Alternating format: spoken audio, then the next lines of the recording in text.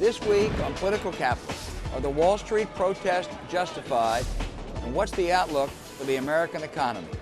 We sit down with former British Prime Minister Gordon Brown. And on the last word, Qaddafi is history, we look at the road ahead for Libya.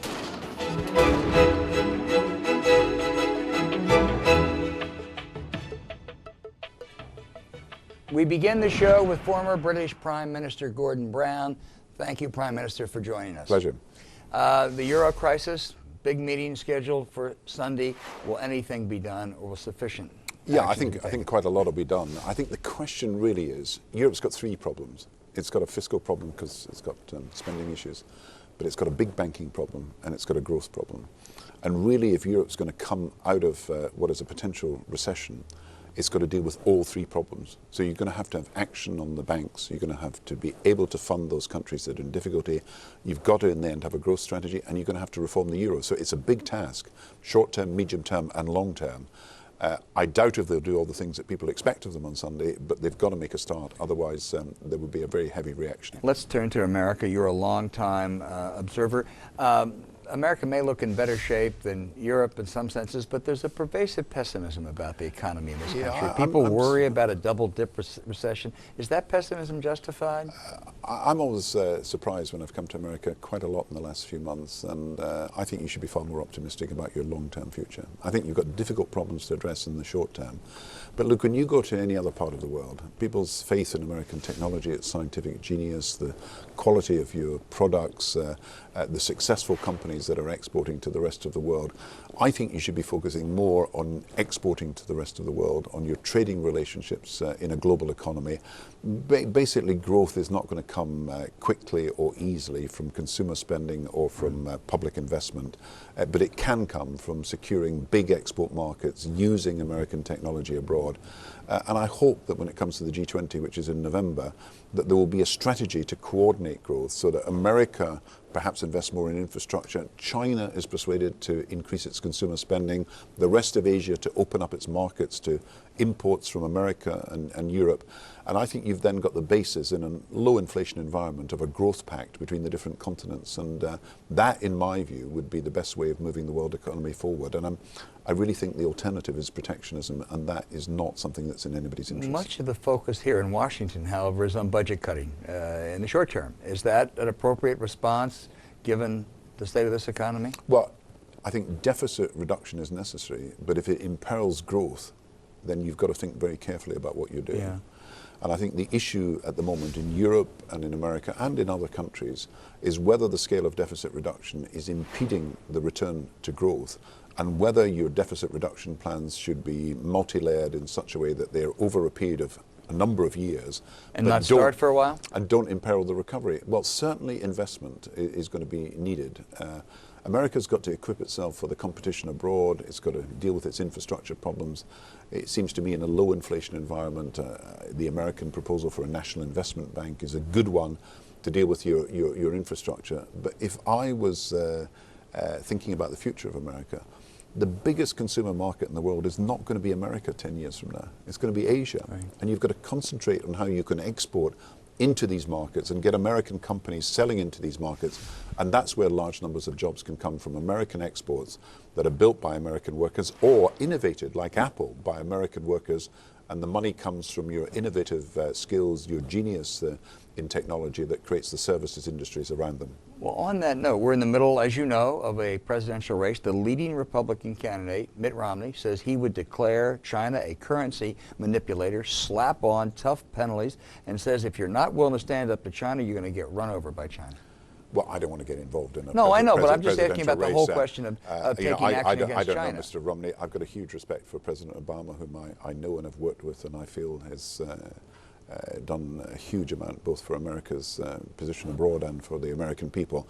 I think when it comes to China, the best strategy in dealing with China is to ask them to increase their consumer demand. Right. That's the direct way that they can import more from America, and America can get some benefit from the increased living standards and the increased consumption patterns of Chinese workers. So a mistake to call them, to label them a currency manipulator and try to take action. Look, I think we know perfectly well that China regards the currency issue as an issue of sovereignty. And most countries think that they should make their own decisions about what their currency arrangements are. But I think China really does want, and says it wants, to increase its consumer spending. That's the key to world growth.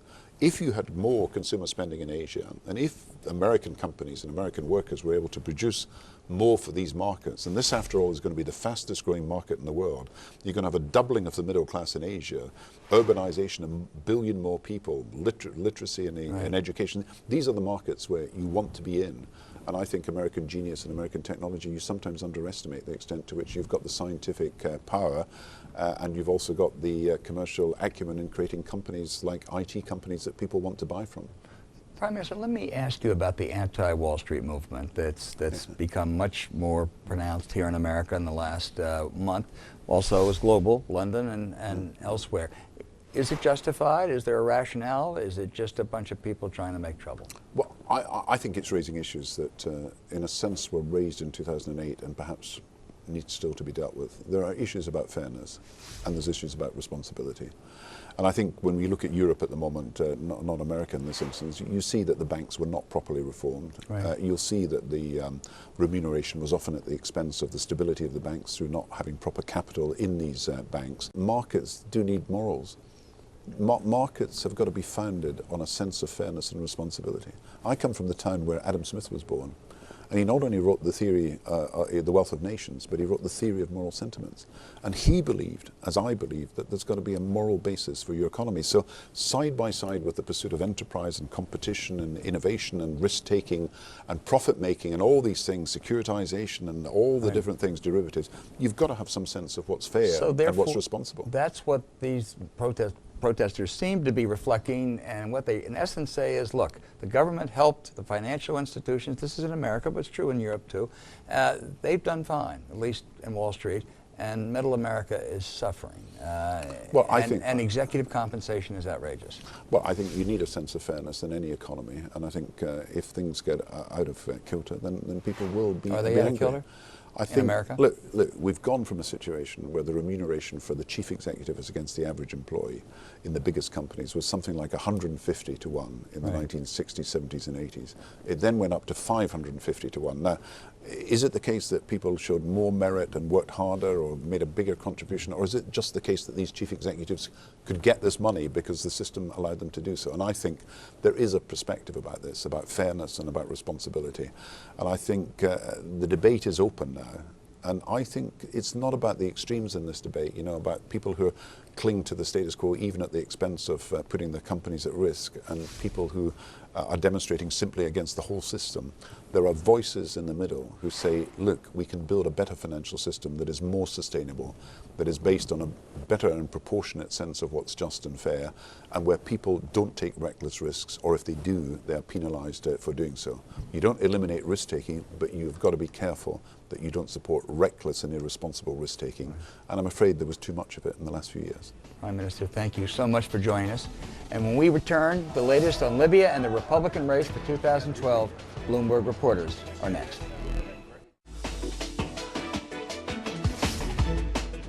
Welcome back. The president was on the road this week selling his jobs plan again, but with a keen eye on 2012.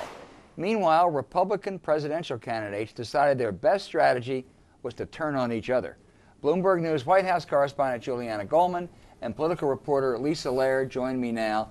Lisa, the rumbling got rough. It was really down and dirty, and Mitt Romney was on the receiving end. As one Republican strategist put it, this debate, all the candidates lost their virginity in this debate. It was intensely nasty.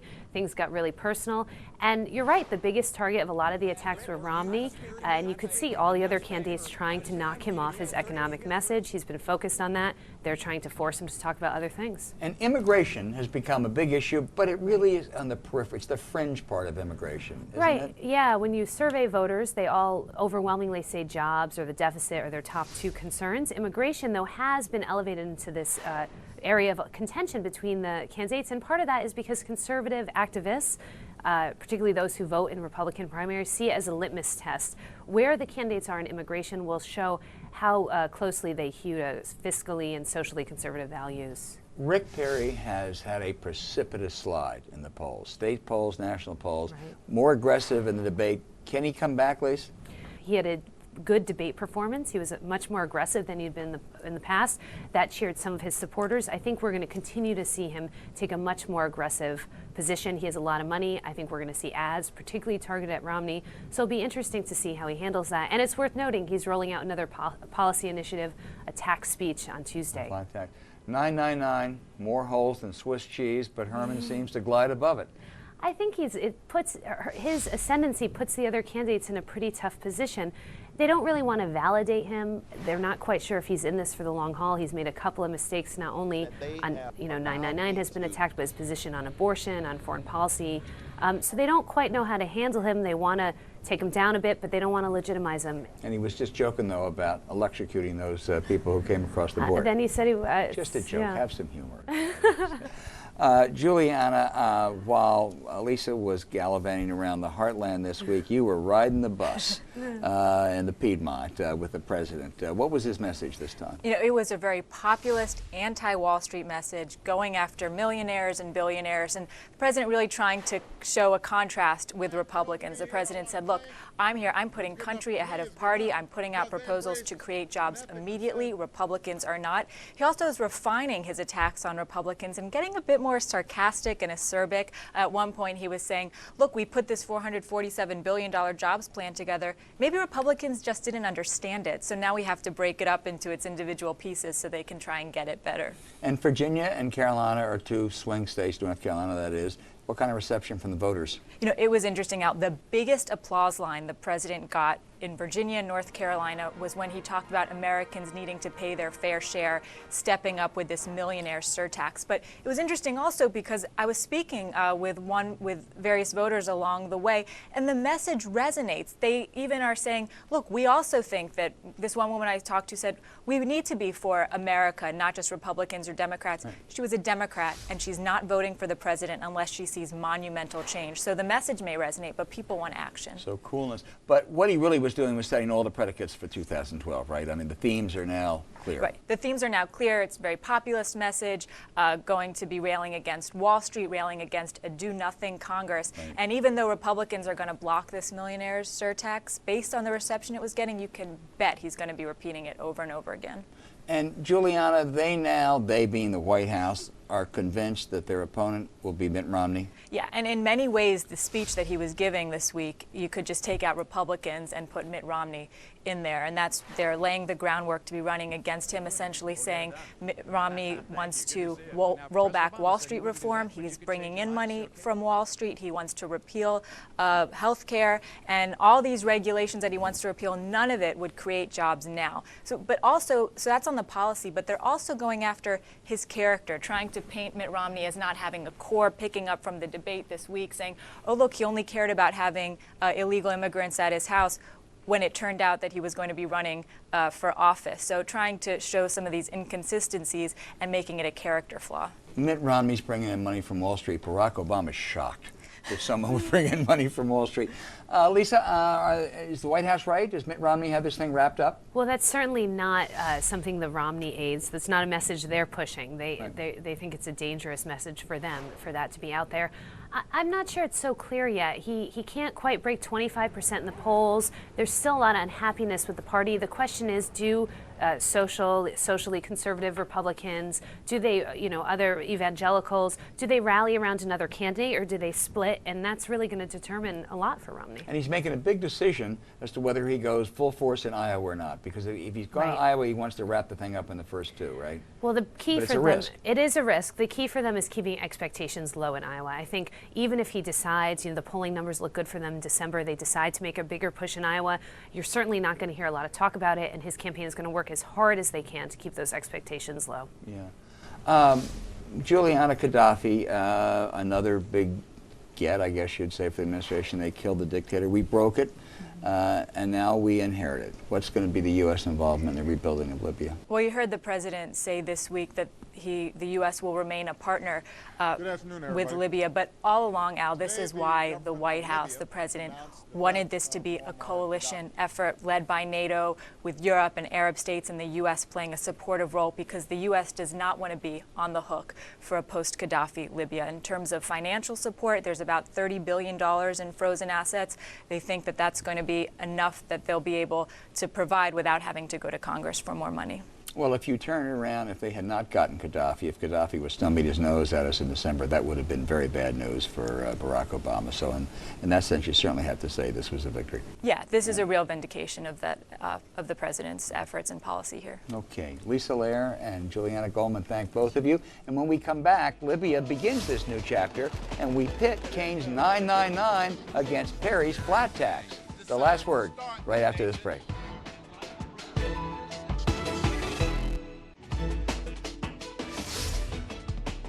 Welcome back. We'll go to Margaret, Carlson, and Kate O'Byrne in just a moment. But first, a new dawn in Libya. What's next now that Gaddafi's gone? Let's go across to Bloomberg's Middle East correspondent, Lara Setrakian, who's at the Dead Sea in Jordan. Lara, after 42 years, the dictator is gone. What next for Libya and the region?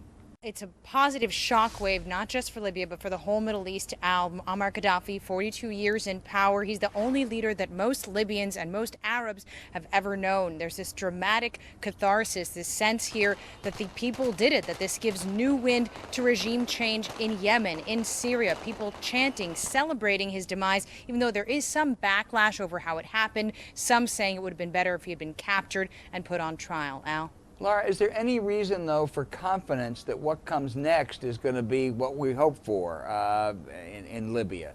Well, there's at least a game plan that the National Transitional Council would see new membership, some change at the top, eventually a new constitution, a roadmap towards free and fair elections. But they're going to have to unify the country. And the key word here is stability, how to get everybody under one tent now that they don't have a common enemy. They will be big ones. Even before Qaddafi was killed, Secretary of State Hillary Clinton made a surprise visit to Tripoli. The U.S. is trying to get a head start, I gather, with this new regime. What are some of the challenges there as far as the United States' interest? We're seeing gratitude for the U.S. role, around $1 billion spent by the U.S. on its role in overthrowing Qaddafi. In some sense, it comes a little late. Last month, the leaders of the U.K., France, and Turkey were all in Tripoli trying to make nice and really become the best friends of the new Libya. But for the U.S. strategic interests, a stable Libya, good governance, controlling those loose weapons, there was a very warm reception. Remember that the U.S. still has $30 billion in Qaddafi-era assets within our borders, so a sense that that could be some leverage in shaping the kind of Libya we want to see going forward. Lara, you're at the World Economic Forum, Davos in the Middle East. What's the general sense of pessimistic or optimistic about the post-Arab Spring economy and politics in the region? Well, there's a sad fact that the economic issues that drove the Arab Spring are now harder to solve because of it. Chiefly unemployment, youth unemployment up to 40% in some parts of the Arab world. That's what they're looking to tackle. Growth that there is here in the region is mostly driven by high oil prices that only helps about half of the countries in this part of the world. Lara, thank you very much. We will be coming back to you often in the months ahead. Let me turn to Margaret and Kate, who's in Grand Rapids. Kate, over the last 175 days, the Obama administration has taken out bin Laden, have taken out Qaddafi, have taken out the terrorists in Yemen. The Republicans cannot run against this guy, can they, as soft on national security?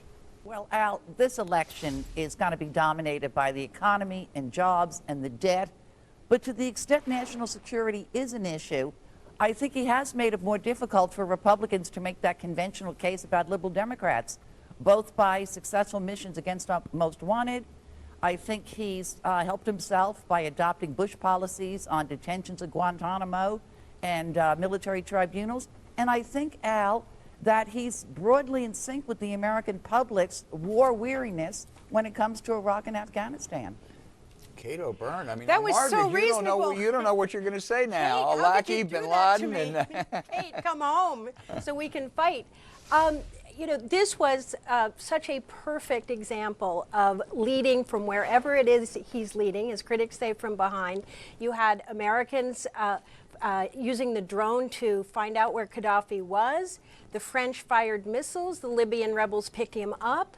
This is as good as it gets. And it's true, this is not a national security election. But mark my words, if Obama hadn't accomplished what he had, it would become one. No, you're absolutely right. I still wish he would have gone to Congress, but you're absolutely right. Margaret, you love to do numbers. We've seen you do numbers so much. Tell me, what's more appealing, Rick Perry's flat tax or Herman Cain's 999? Well, it doesn't take much to do better than Herman Cain's 999. We see that it's unsupportable by the facts. It's a ridiculous thing. Herman Cain is taking advantage of gullible Republicans to sell a book. Rick Perry, on the other hand, is going to have to have the best tax plan ever to make up for his performance so far. So now, most flat taxes have a problem in that they penalize low-income people and reward high wealth. Let's see. Kate, is that a problem Rick Perry's going to have? Is a flat tax a good idea for him right now? Al, I'll tell you what I think is sellable. I think fundamental, bold tax reform in the abstract is sellable. I think there's a real appetite for it. What we're learning now in the course of the Republican primary is, to be totally conventional, the devil's in the details. I think that there's a more superficial appeal to the flat tax. I think the 999 scheme, which I remind you is just an interim on the way to a fair tax, is far too complicated. And of course, imposing a new tax has people really leery of it. But I think a debate about fundamentally changing the incredibly Byzantine tax system we currently have is sellable. Well, Kate O'Byrne, we'll look forward to having you back next week to perhaps debate Margaret Carlson. Thank both of you for being with us, and thank all of you for joining us, and we'll see you again next week. Political Capital is a production of Bloomberg Television.